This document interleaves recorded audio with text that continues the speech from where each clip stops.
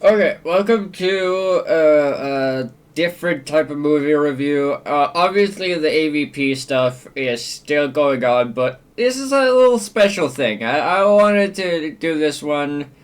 It's a movie that not as many people have seen as much as I thought they have. I'm going to be talking about Splinter from 2008. Um, I I saw this movie a couple years ago, and it has stuck with me ever since. While writing the script, this will be my second time watching it, and I cannot wait to see it again. Again, this is all gonna be the same way that I wrote the AVP stuff and all of that, but there's a slight difference. This time I did a lot of research, and there's gonna be a lot of stuff in the beginning. I am very proud of the script, but yeah. So let's fucking get into the whole like behind the scenes stuff. Splinter was directed by Toby Wilkins, who would direct The Grudge 3 the following year. The Grudge franchise is one of my favorite horror films. It is one of the only horror flicks that I actually get really scared of. Like, Kyago is by far the scariest horror villain I've ever seen. But yeah, I love The Grudge, the American ones by Sam Raimi. I will probably review them at some point. Maybe alongside with the Ring franchise. I don't know. Maybe I'll do Ju-on, whatever. But back to Splinter. It was released on October 31st, 2008, on a $14,000 budget. The film was a massive success, hitting around $510,000 in the box office. Now, there's something I wanted to add to the script, but I forgot about it. This movie had around the same budget as the movie Birdemic 2, which, if you look at it side by side, you can definitely tell the difference of a good movie with a low budget and they know what they're doing, and a bad movie with a low budget. And it's evidently clear. Whatever. I just wanted to throw that in there. Anyway, Wilkins did say that in the original script, the creature was pretty basic. But he and a friend of his realized a parasitic creature would work better. Wilkins also mentioned that the idea of a creature taking over its victims is a lot more scarier than simply just killing them. With this idea, Wilkins wanted the characters to act in a way like the characters in 28 Days Later and The Thing would have done by trying to fight off the infection, which will become very clear in the story. Obviously, the Thing part is not really the main focus of this part, but like the 28 Days Later part really comes in. But like with the whole fact that this movie is introduced, like inspired by John Carpenter's The Thing, really shows later on in the film with like the practical effects and all of that. I will get really big into the practical effects. I love the effects in this movie. Anyway, speaking of which, let's get to the movie. The film opens up at the gas station this movie will spend most of its runtime in, with a guy taking a break from work, as some credits with amazing sound design plays. I'm gonna play some of that sound stuff now.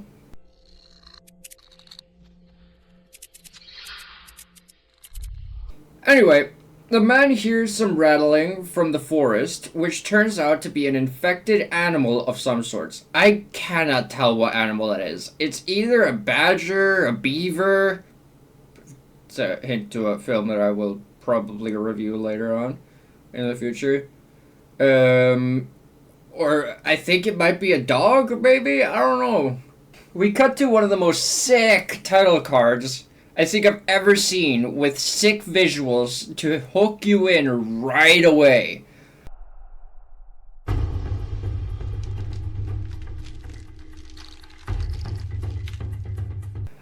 The sound design, the fucking visuals, the just title, it just feels right. But I do want to note that the credits are pretty boring and basic, being just Times New Roman. But I still can't judge them with the budget they had. This was something I noticed while watching the beginning of the movie. Is the credits, opening credits, were just like plain, simple text that everyone knows kind of thing. Um, like it didn't really like fit like the theme of the movie and like the feel of the movie, but I digress. I can't judge this movie for that. Uh, at 5 minutes in, we get introduced to Polly Watt, played by Jill Wagner, best known from Teen Wolf and Stargate Atlantis, and her boyfriend Seth, played by Paolo Costanzo. I'm sorry if I mispronounced that name. Anyway, best known from Road Trip and 40 Days and 40 Nights. By the way, I just went to IMDb and just checked out what they were known for. I have never seen any of these. They're spending their anniversary camping and, quote, having sex under the stars. We cut to two other characters. Dennis Farrell, played by Shea Wingham. I have no idea how to say this guy's name. I'll definitely put his name up on the fucking screen, but goddamn. Best known for Nonstop and American Hustle. I have seen Nonstop. I think it's a great film. Anyway. And his girlfriend, Lacey Belisle.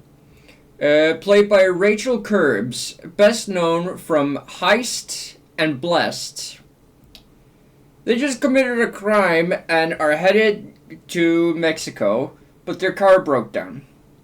We cut back to Polly and Seth, sucking at tenting, breaking the tent and not having the backup tent. Anyway, Seth wants motel. We learn that Seth is a nerd about nature, which will come in handy later. Anyway, Dennis and Lacey take Polly and Seth hostage, and I have to say, I think Dennis might be British with the way he holds that gun of his. Fucker just... Tea and crumpets! I'm gonna blast you! At 15 minutes in, we learn that Seth is studying to become a doctor with biology and shit, explaining his knowledge on trees and shit.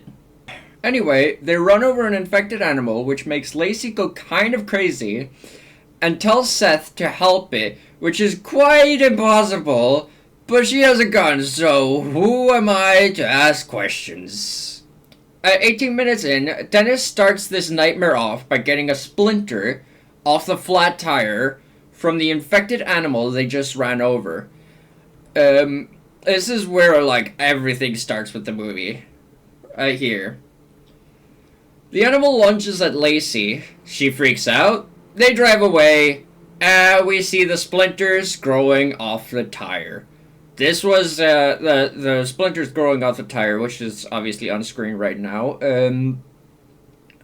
Them growing like that is practical effects, and legitimately, I think the effects in this movie fucking top most like films nowadays.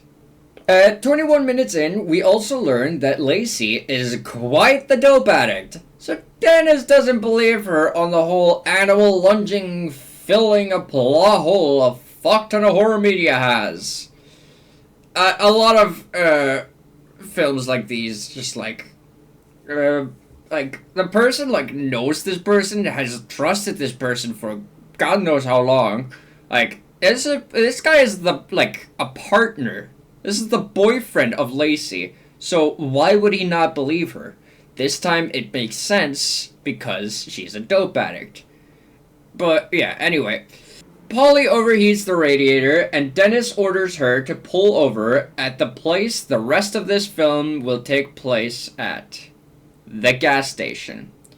I fucking love the fucking location, like, or this like setting for a movie, like a gas station zombie movie. That fucking sounds awesome. It's like Dawn of the Dead, but with less things to do.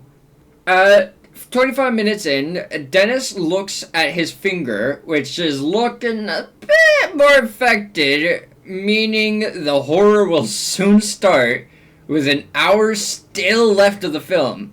The pacing in this film is fucking amazing. It introduces the concept, characters, and boom, we're in. Only an hour left. 45 seconds later, Lacey opens the bathroom to find the guy from the beginning of the film doing a great impression of a chestburster victim from Aliens.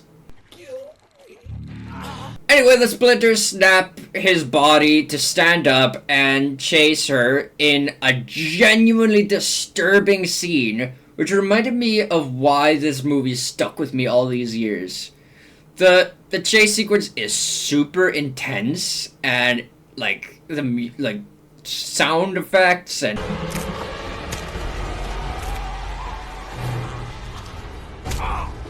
just the cinematography being very shaky cam very helps a lot. Like, if you are a movie producer or something like that, I recommend studying this movie if you're gonna make a horror movie. This is the perfect way to do cinematography, sound design, fucking creature effect, all of that shit. It fucking rules. The splintered man catches up to Lacey, killing her instantly from a broken neck. The rest of the gang gets inside the station and lock themselves in, meaning they're trapped now. While Dennis is getting rid of all the ways for him getting caught, he sees Lacey moving in the surveillance camera, which leads me to think that the splinters grow faster in cold. Now hear me out. This is a thought that I genuinely went through, like, while watching the movie. I just paused it for like 20 minutes straight, just planning this out. So, later in the movie, we learn that the splinters are attracted to the heat. But when we saw earlier on the tire, they grew super fast. That tire was cold. So, I'm gonna just... now, if we go back to the guy from the beginning, it took all day for him to turn. And he's still alive once Lacey opens the door on him. Same with Dennis. It's been well over an hour since he got infected, but his finger seems to be the only part of him being infected, while Lacey has been dead for a short minute and is already moving around.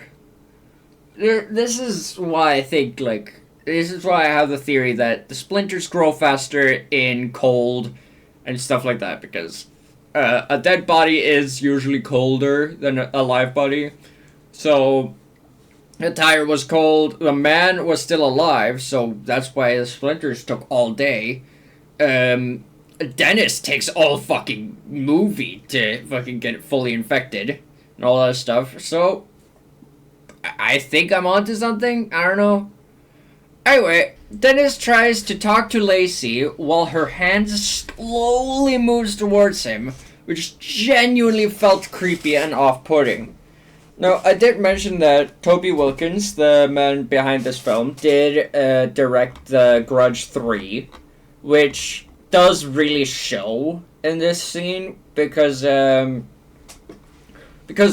like Lacey's hand moves a lot like how Kyago would move, like with the whole like choppy like movement. I don't know how to explain it otherwise, but yeah, I fucking love this scene.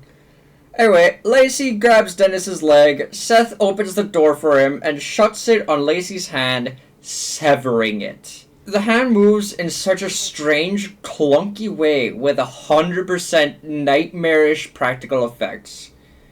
I will mention, this movie was mostly practical effects. There was one scene I did notice with some CGI, and it looked pretty bad, but outside of that, this movie looks fucking phenomenal. It has mostly it looks phenomenal, it's mostly practical effects, and it's just fucking gorgeous. Anyway, Seth views it and comes to the conclusion that these splinters are like a mold, and that it feeds on a cellular level on any animal. So basically, he just learns, don't touch it, you'll get affected, you will die.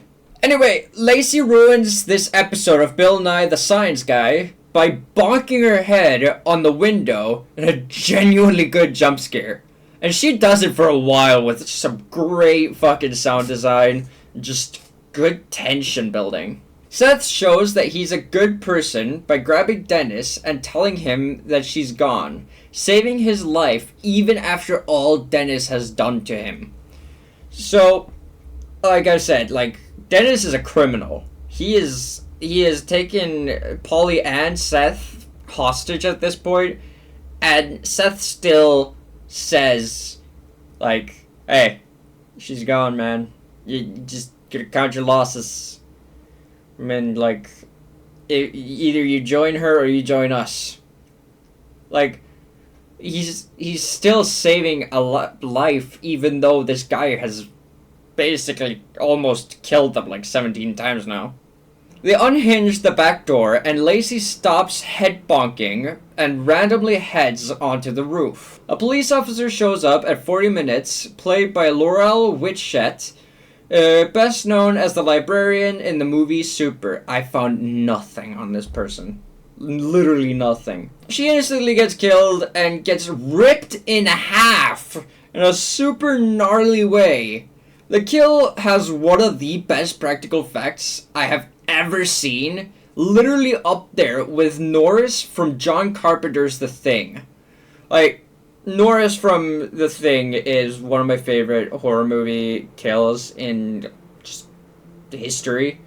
It just feels right, it's perfectly tension building, it's disturbing as hell, and this movie got up, has that up there with the practical effects, the feel of the kill, the fucking tension, and all of that.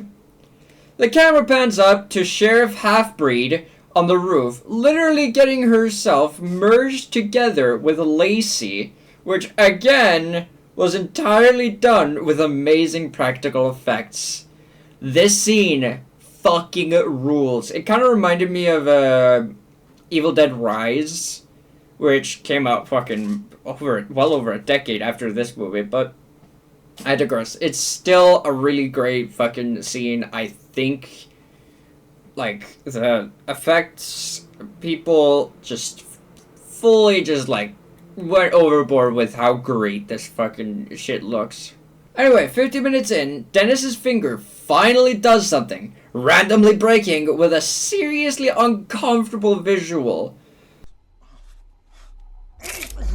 The audio again, the audio and the visuals, it all feels like they're actually breaking, his finger is actually breaking off and stuff like that. It's very, very, very disturbing to watch. I watched it with surround sound, which made it even worse because just hearing that bone crack just inside my eardrums was amazing. Either way, he pulls the classic move in zombie media of "'Tis but a scratch" and hides his infection.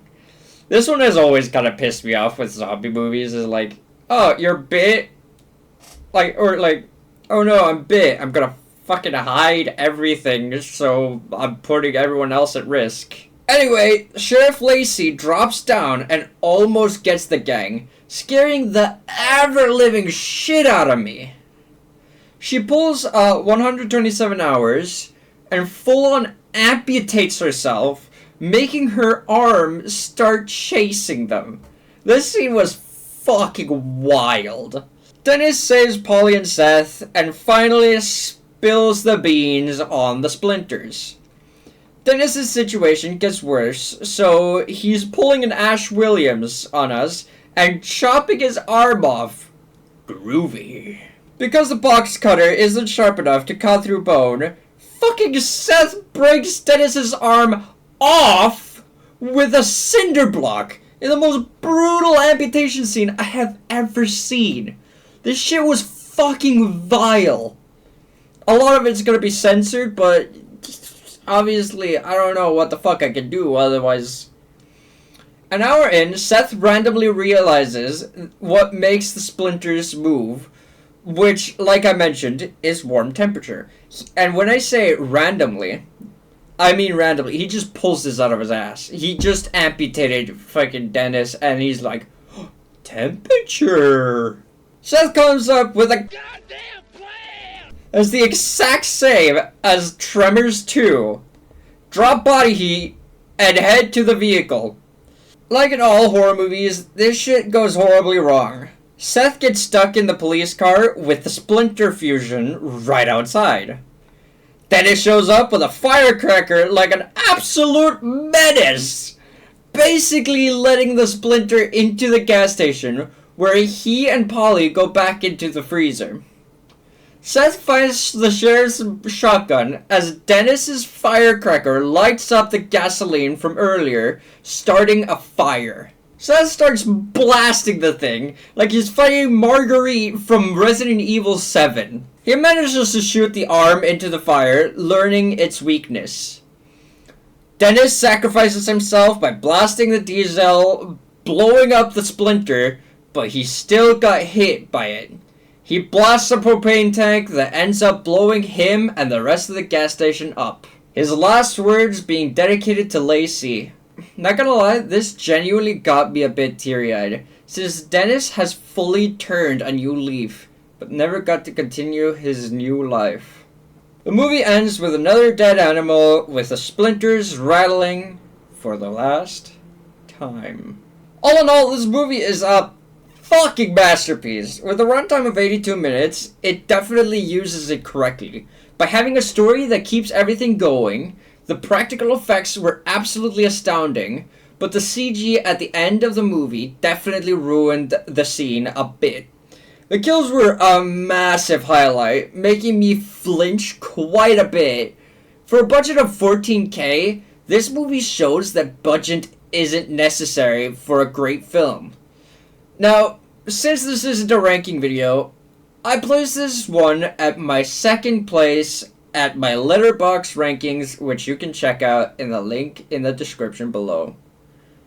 Anyway, that's all I have to say about this movie. I fucking loved it. And that's gonna be it with this video. If you guys have enjoyed, please leave a like, comment, and subscribe. And yeah, have a good one.